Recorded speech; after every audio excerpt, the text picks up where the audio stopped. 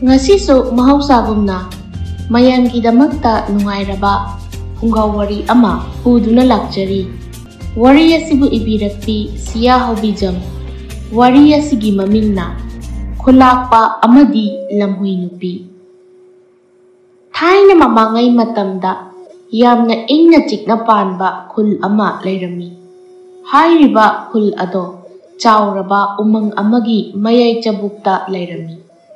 Chauraba chingjau kayana koisinduna laiba oirabasu sanaba chinjak thaknaba ising marang kaina phanglami awatba amata lairamde. Khul ado mising yamdana tarami. Mising yamjadrabasu amana amagi awabada mating pangnaduna hingmine. Khul aduda manithoi kauba nupa amasu lairami. Manithoi hairiba nupa ase miyamgi matingta tauduna laiba miyoini. Mana hek sagadaba phawba mingonda pijathokpa migi awaba uba yadaba misakni. Manithoina miyamgi mateng pangbiba awa ana kayada mangjin thaduna hotnaba matik mathauna phaba aduna khunjasingna manithoibu khul adugi khulakpa oihalami. Manithoina khulakpa oibadagi khul ado hanadagi henna nungaiba haibadu oiraklami. Khulakpa manithoi asi nupi thidriba pakhangni. Magi khul adugi miyamna nupi thinaba hairami.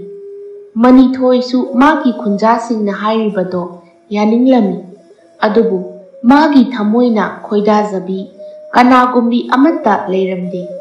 Maram aduna mahak yum panbagi wafamsi lapna thamkhirami. Mana pamjaba haibabu magi khunjasingbu chaba thakpa watana nungaina thamba asini. Matam kharagi matungni nongma khulakpa manithoi amadi magi khunjanupa kharaga sa tanba laklami. Asumna sa thirakpada phanglamde. Maram aduna makhoi punna chatlabadi sa amata phaba phanglaroi khalladuna khulakpa manithoina asumna hairei. Marupsing aikhoi asumna punna chatuna leirabadi sa amata phadabasu yai. Maram aduna aikhoi lakleba nupasing ase saruk ahum thokna khaidoknaduna makha tana chatlasi. Maduda khunja nupa amana sa tanba lakleba nupasing aduda asumna hairei. Marup mayam ayyamadi marup kharaga kha thangba somda chatlage. Aduda khulakpa manithoina asumna amuk makha tarai. Tolamo nang amadi marup kharana nongchup lomda chatlo. Aduga ai amadi marup kharagana awang pangna chatlage. Atai lemhoriba aduna nongpok maigei romda chatlo. Mayamado magi khongbu semnaduna chatnakhre.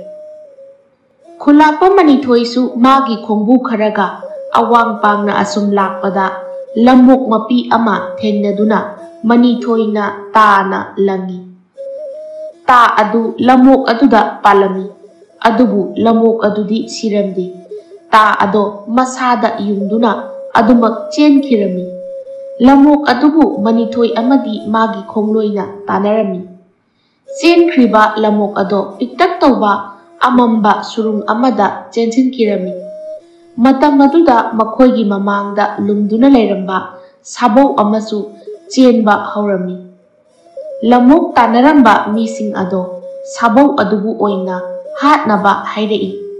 Nupa amana khulakpa aikhoi sabau wasibu oina tanarasi. Maduda khulakpana asumna hairei. Nakhoi sabau wasibu tanaro aina lamuk asibu phangnaba tanaragi. Asi haiduna makhoi atai ado nakal amaromda sabau adubu tanaki. Khulakpa manithoisu matomta lamok adubu phangnaba nakal amaromda tanarami.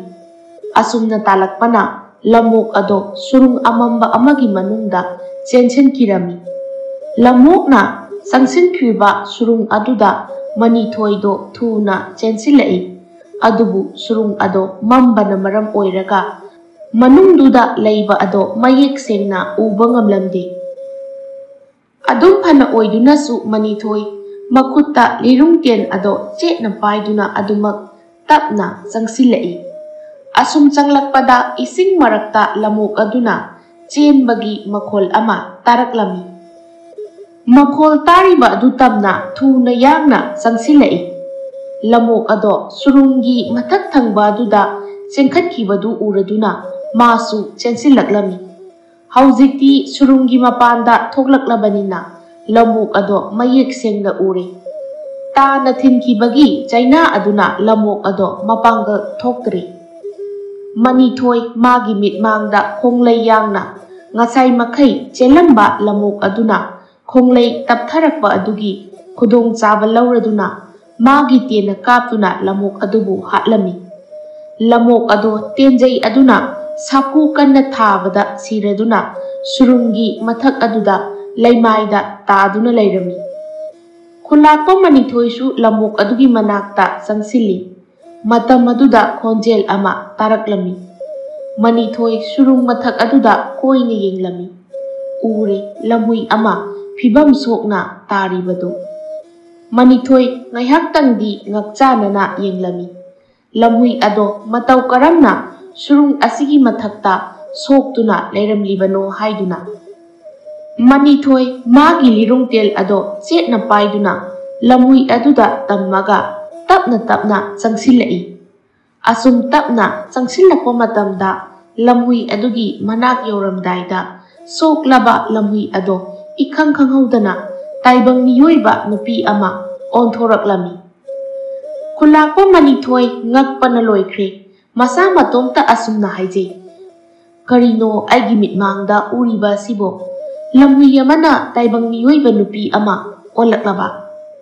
Mana uriba adu thazaba ngamdraduna mamito makhutuna noithoktuna amuk yengli. Adubu mana uriba ado tasengma makni khanglabada nupi adugi manakta changsilai. Haujikti ure lamhuidagi olakpi mi nupi adugi masak ado urubada manithoi mamit mana thakatuna yengduna ngaihak leirami.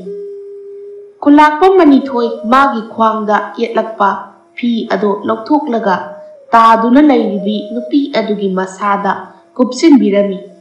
Magi khunja kharasu mafam aduda laklami. Nupa amana khulakpa nupi asidi kanano mafam asida matau karamna leiramlibano. Maduda khulakpa manithoina mana ukibasing ado lotsinduna asumna oina hairaklami. Aina mafam asi yorakpaga lamok ado hatlaga uge tauba matamda nupi ase phibam sokna taduna leirambani. Nupa amana amuk khulakpa nupi asibu hinglibra sirabra karisu lengde. Khulakpana hingli nakhoi lamok asibase puraklo ai nupi ase uduna khul tamna chatlamlagi. Asi hairamlaga nupi adubu khulakpa manithoina magi sagol pulamba mafam aduda khonglei thuna laktuna sagol mathakta haptuna khullomda kanna thaukhirami. Atai lehoriba khunja nupasing adugi maraktagi Chandra kauba khara pangba nupa ama yaurami. Chandra asi sa tanba chatliba mayam adugi maraktagi khara angangni. Chandrana khunja nupa amada asumna hairei. Aikhoigi khulakpana puduna chatkiba nupi adubu lairembiga oirabazatla. Aduda nupa amana asumna amuk khumlai. Hai Chandra, lairembinabu I thopro nangumba taibangni oibagini I thoido. Maduda Chandrana amuk khumlai. Ta tomchawnadi lairembisu aikhoi taibangniga chap mane.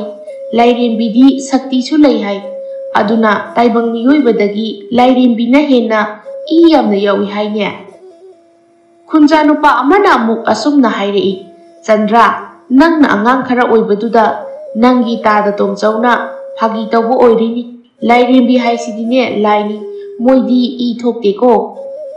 Asomdana khulakpa manithoisu khul yoraduna lamhuidagi olakpi nupi ado magi yumjau aduda thamduna khul adugi amaibi amana hidak langthak haptuna seba tawbiri. Amaibi adu thoklaktuna manithoida asumna hairei. Khulakpa nupi ase masa yamna sonthakibana adumak wakhal mangduna leire hayeng phawbadanga asumna thamkisi khulakpa manithoina phare adudi ima maibi ima su waram lagani pothabiro asi hairaga masu wakhal mangduna leibi nupi adugi manakta phamthaduna nupi adugu senabirami numit ado asumna hawkri mathangi ayukni wakhal mangduna leiramba nupi ado wakhal taraklami mana leiramliba mafam aduda ingak ngakna phuk hawgalai nupi aduna hawgalakpa matamda magi manakta nupa ama phamna tumlaga leiramliba adu ubada amukka hena ngakre tanza aduda khulakpa manithoisu mamit singlaklami aduga nupi aduda asumna hairei karisu pakhatkanu nang mafam asida kananasu karisu tawroi maduda lamhui nupi aduna hanglaklami ai mafam asida matau karamna leiramlibano manithoina ngarangi thokiba thaudok mayam ado lamhuidagi olakpi nupi aduda tamlami aduga makha tana asumna hanglai nangi namingdi kari kaubage ibema aduga lamhuidagi karamna taibang nupi olaglibano lamhui nupi aduna asumna amuk khumlai ai taibang miyoiba onba ngamba lamhui kanglup amagi jati imingna leisna haina kawi sauraba chingnung asigi aronba mafam amada leibani chingjau kaya asigi wangmada leiriba khul aduda leiba miyoi singbu phatraba hinsabi amana phaduna hatuna chathokpana khunja sing ado leiba ngamdraduna khul adubu thadokuna chenki sanaba leitraba hinsabi aduna chingnung asida laktuna sa phaduna chaba horaki nongma khul asidagi miyoi ahum sa tanba lakpada hinsabi aduna miyoi ahum adubu hatuna charami hinsabi aduna chingnung asida miyoi basingi khongul ama leire haiba khanglaki khul aduda khunja singna tumna hipna khraba ahingi matamda tuminna changduna sa san iroina chingba kaya huranduna puraklaga charami ahingi matamda mapanda thurakpa miyoi basingsu phaduna adumak charami adubu khunja singna chapchabi khangdabana khungi khunja sing wa tanarami wa marak thatuna khulakpa manithoina asumna amuk hairaklami nangna hairibadu aigi ipana piklingai matamda thokhiba thaudoksingi aina pungkak charoklaba matam aduda aigi ipana aingonda wari biki aibu pokpa imado hanadagi masanaduna thamsenaraga leibani nongmagi numitni ahingi mi pumnamak tumnakhiba matamda imagi masa yamna kanna ngamdabadagi aigi ipana khulgi amaiba ado kauba chatkibadagi adumak halakhidre imasu anaba aduna maram oiduna laikhidre numit adudagi aibu pokpa ipado masak ukhidre asi haiduna khulakpa manithoi mamai lukthaduna laikhirami lamhoi nupi aduna amuk makha tarai khunja singna sa san amadi mi mangba adugi watanaduna khullase khunja singna ahingi matamda ngak senduna laiki khunja singna sa tanbasu chatnakhide maram masina hinsabi aduna aigi lamhui kanglupu phaduna chaba hauraki hinsabi aduna masing yamjadaba lamhui sing adubu hatuna charakpana loina tumna mangkhre ai khakta ngai haure aisu thawai hingnaba hinsabi aduna khangma ngamloidaba aronba mafam kayada lotuna sahi kaya ama leiraki chingnung asida chanaba sasu leisilaktaba amadi khunsu khunja singna ngaktuna laikhibana hinsabi ado mafam ase thadokuna chatkre hinsabi aduna chatkraba matung sa singsu hanagumna tapna leiraki miyoi basu umangda thoktuna sa tanba mana masing thiba hauraki asuk sanglaba sahi cha kaya se umang asida hanagumna ingna chikna leiraklabani adubu hinsabi ado ikhang khangudana amuk laki sa hatpa hauraki aibusu mana hatnaba hotnaringai matam aduda miyoi balakpadagi hinsabi aduna aibu hatlamdana chenkibani wari makhadi khulakpa manithoisu khanglabanina asumna hairaklami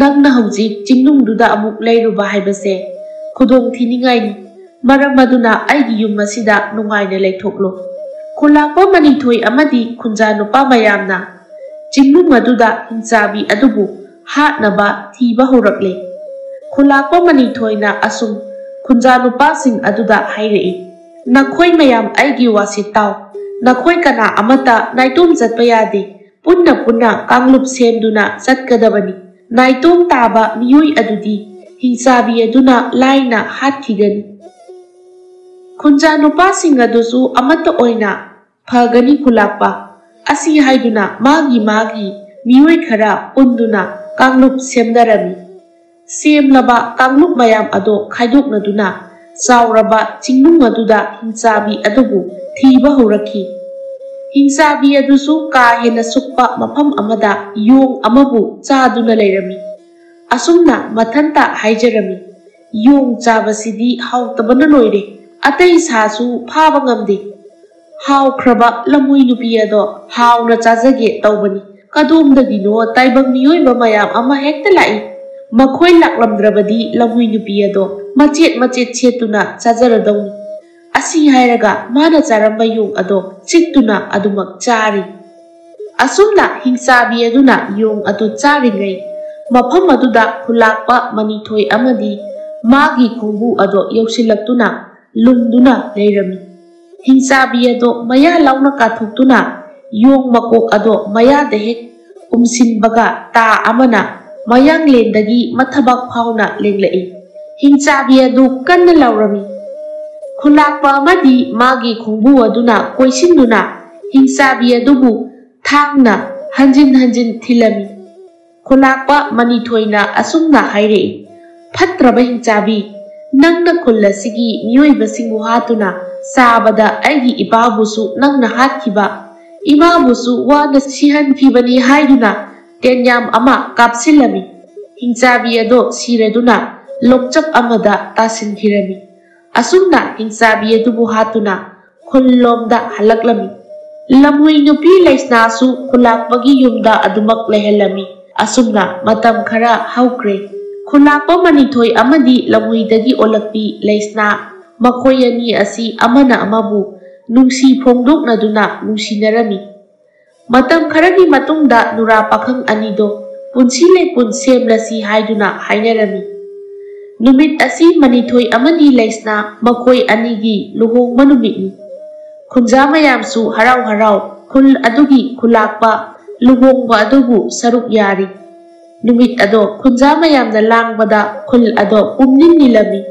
luhongbasu loikre matamna asum haukibana manithoi amadi leisna makhoi ani luhongba sahi manga muk sujilakle adubu makhoi gi macha amata yauramde khunja mayamsu khulakpagi macha amata yaudaba aduda nungai jaramde mayam aduna nungai triba adudagi leisna na hena nungai jaramde magi mapuroiba khulakpagi khanbada wajarami nongma khulakpa manithoido magi khunja singa wari watai khara khungi matangda sanaruraga halakpada magi nupi leisna do leimaida taduna leirami manithoina amaibi adubu kauduna yenghallaba matung wakhal laklami khul adugi amaibi duna manithoida hairaklami khulakpagi loinabise haujikti mama ama haibado oigadawre asumna hairaklami amaibi adugi wadu tabada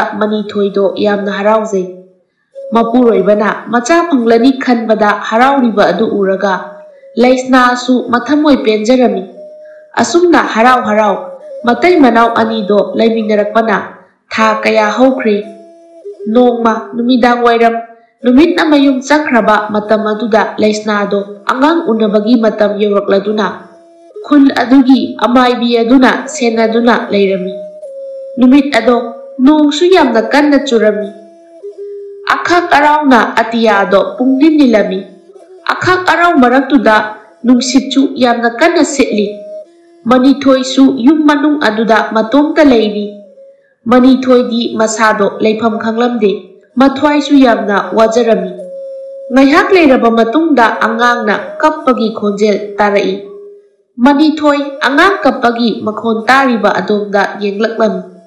Matam aduda amaibi aduna angang pokpada ngairiba adubu Manithoida sinarami. Manithoi angang ado pamlaga magi nupigi manakta changlaklam. Khulakpagi macha poe haibagi pawado tabada khunja mayamsu haraurami.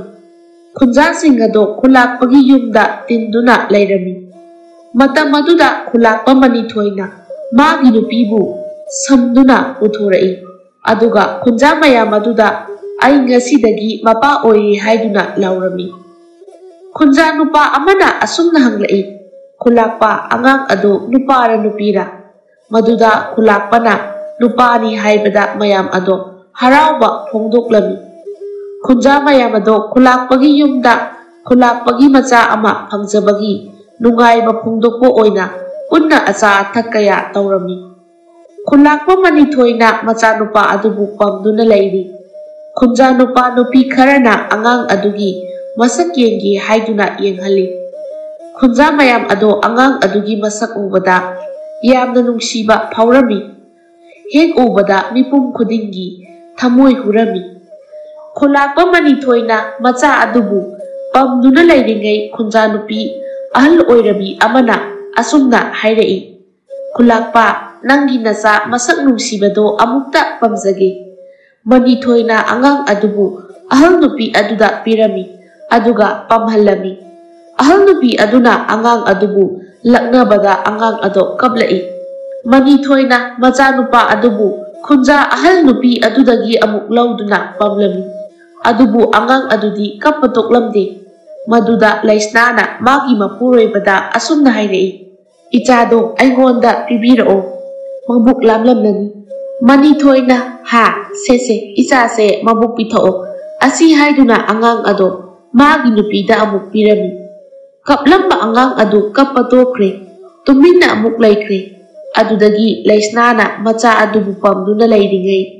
Khunja nupi amana angang adugi mamingdi kari thongadoino haiduna hanglami. Maduda Manithoina asumna kumlai. Aigi ichanupa asigi mamingdi ngasidagi sinthoiba haina tholamani. Matam koina mamitta macha ujaraktraba khulakpa matai manau ado hojikti macha nupa ama phangjare. Manithoi magi nupina macha bu nungsini yengduna leiba adu uraga mamittagi mapi taduna kaplami. Khunja nupa amana asumna muk hairei. Asuk kuina leirakpase nongmata mamittagi mapi tadriba khulakpase ngasidi masagi matau ubada kaplibasi amukta yengu mayam. Atopa khunja amana amuk aikhoidi khulakpase pi thoktabani khaluraga ngasidi kappe haiduna phagi taurai. Khunja mayam ado punna amuk noklami. Asumna numit ado hokre. Numit kharagi matungni khunja mayam ado khulakpagi macha ama phangba adugi punsida afaba nungaiba oinaba sa tanba chatlami. Chingnung aduda sumsa talakpada fajaraba saji ama phaduna laklami. Pharakliba saji adubu machagi punsi nungsangnaba afabada oihanbiyu haiduna nijarami.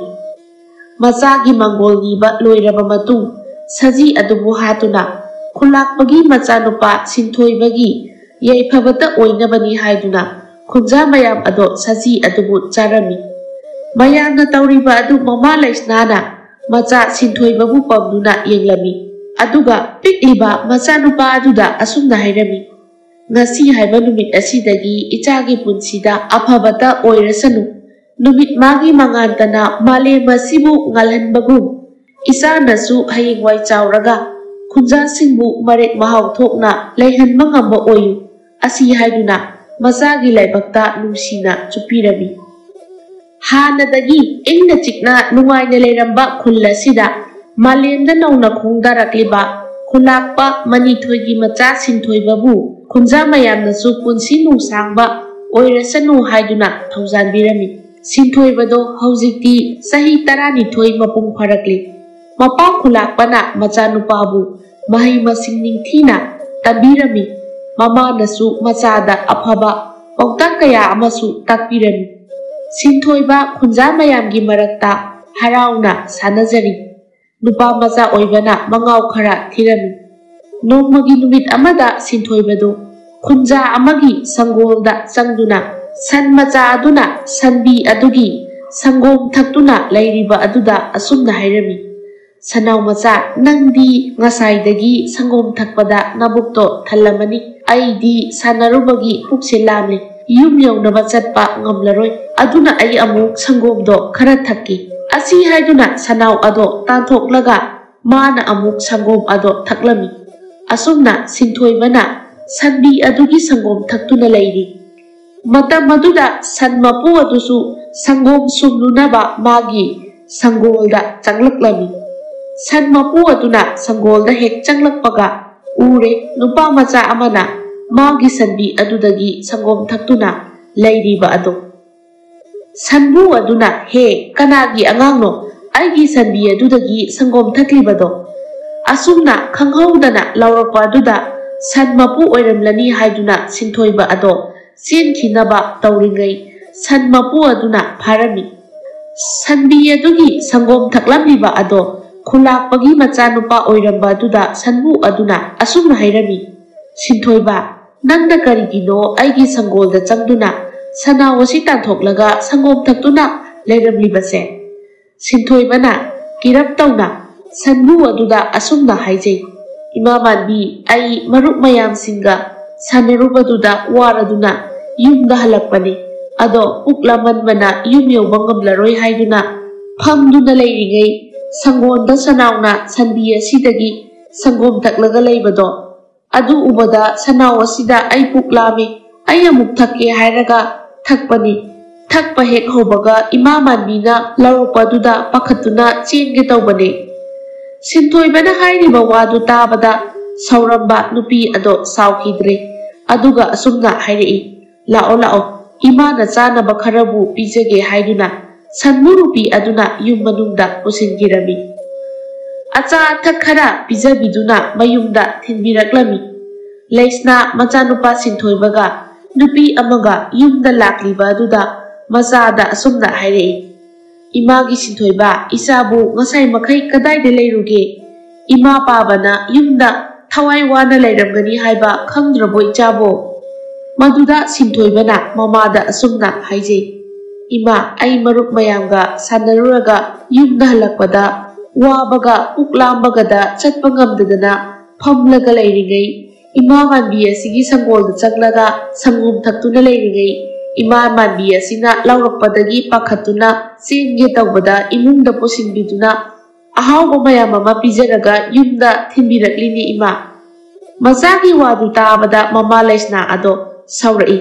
icha Thoiba imana dugumba mathong chadaba thabakto tawganu phana yamna hairaba natra sanbu nupi aduna khulakpi angangda chaibiranu mabuklamduna thakjabani maduda Leisnana sanbu nupi aduda asumna hairaklami warobinu ichana dongi sangonda changduna sanbi adudagi sangom thaklamba adugi damakta matung tawdanaba ai ichase warakjage sangom adugi mamal oina ai pijage maduda sanbu nupi aduna seldi pibiranu isana mabuklamduna thakjabani ai khangludabagi chairure adudi ai amuk hankrage maduda Leisnana phani ai asum leihorage haiduna hairami asi hairamlaga sanbu nupi adusu chatkre Leisna su machanupa adugu pusinduna imungda changlai aduga chanaba khara pijarami machana chariba adugi nakalda phamduna machada asumna hairami imagi Sinthoiba matungdi adumna migi mabuk nanaba thabak amuk hanna tawganuko Sinthoibasu matungda amuk hanna tawraroige ima haiduna hairaklami nongmadi Sinthoibado mapa khulakpada asumna haijei paba ai mapalda thoktuna phajaba kaya ase yengluge mapanasu machana hairiba aduda yarami adugu mama Leisnanadi macha matomda chingnung aduda chatpa haibado yaramdi Leisnana sauna mapuroibada asumna hairei karino angang asina sauraba chingjawasida chatuna koiruge haibada harau harau yabiriba dubo aidi ichana naitom chatpa haibado pamdi mani thoina magi nupida asumna amuk hairei Leisna icha Sinthoibase nupani haujiti pungkak chawrabani angang macha natrabani Mana magi marupsinga punduna khul asida asum naisinduna leibagi mahuta singjau singa sida zatuna phajaba singa do yengjarubana hena phai tamthiba sa singa madi khudong thiba karisu leite chacha sanu mamit mana singba hengatna bani aina mabu chatpa yabagi ayaba piribasi asumna magi nupa na hairakpa dudasu achumba oibana laisna ayetpa pirudre macha na chanaba amadi thaknaba ising hapirami aduga machabu manam nambiraga asumna hairaklami imagi sinthoiba numitna changringai yumda halauko sinthoibasu hoi ima ai nganna halaki haina khumlai aduga mapa amadi mamada nungsina konjaraga chatlukige hairamlaga sinthoibado kanna chenkhirami mapa mamasu machana chenkhriba do yengduna leihawi mamana sinthoiba tapna chatlu tusinduna sokani haiduna lauraga macha tanaba hairei sinthoibasu mamana hairakliba ado taraduna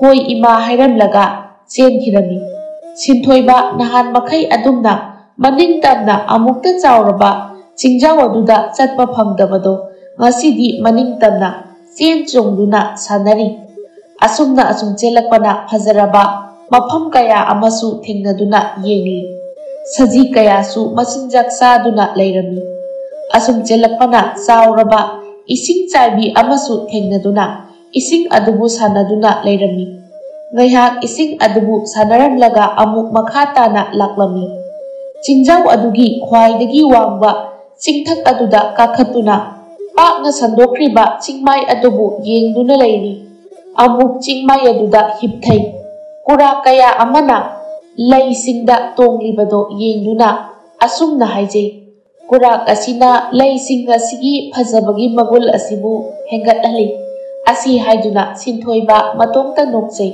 ngasai makhai chelakpana mabuk lamlami sinthoibana ngasai imana hapirakiba chakyum ado chakige aduga ngaihak potharaga atei kharaga yengkige asi haiduna chakyum adubu thoklaga charami saba loireduna makhut masa hamdoklaga ngaihak amuk chingmai aduda longna hipthaduna leirami sinthoiba asum hipnambadagi chingmai aduda ningaidana tumthakirami numit chumayum chakre kaujeng haroksu khongba horakle leisna thengjilaklaba du phawba machanupabu halaktaba duda mathwa yamna wajarami leisna sauna mapuroiba manithoida asumna haijarami aina isado matomta thadokpikhinu haina haijabado tabikidaba natro aigi isado aigi iphamda haujimak sinabiu asi haiduna leisna tengthari manithoisu magi nupibu themjinbiduna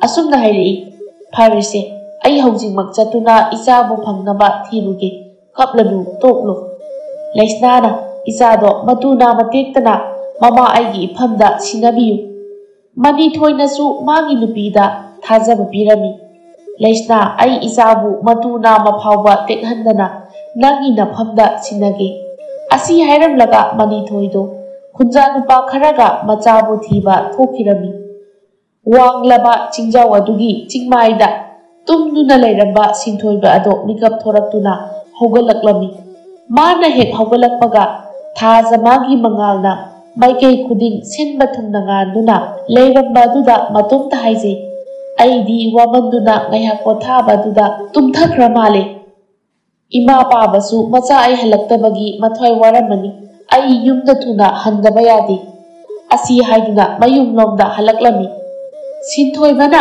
wanglaba chingjau adudagi kumtharaktuna khulna leiriba adomda laklami asumna chingnung aduda lakpa matamda sinthoiba do yamna phibam kairabi hingsabi amana hatnaba tawrai sinthoibasu pakhatladuna chelaklami matungda hingsabi aduna tanarei phibam yamna kairabi hingsabi ado khulakpa amadi magi khungmusingna hatlaba matung sire haiduna hondoklamba ado siramde hingsabi aduna sinthoibabu pharami sinthoiba kiraduna yamna kanna laurami hingsabi aduna sinthoibabu hatlage haina chongsilakpaga khulakpa manithoina magi lirung tena hingsabi adugi mangak samda kaplami Hingzabi adu leimaida haithaki.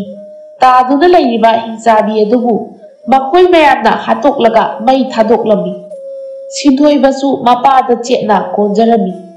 Khulakpa amadi makhoi mayam ado khunda halaklami.